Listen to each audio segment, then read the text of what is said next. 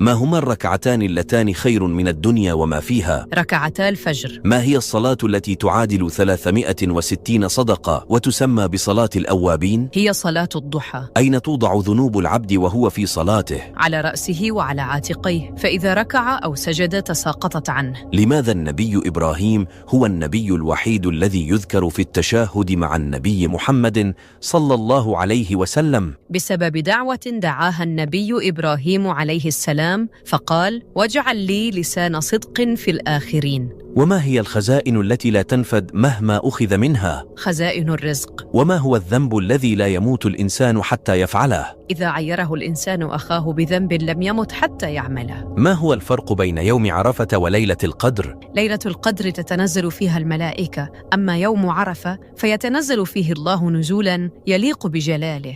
يوم عرفة يكفر سنتين، السنة الماضية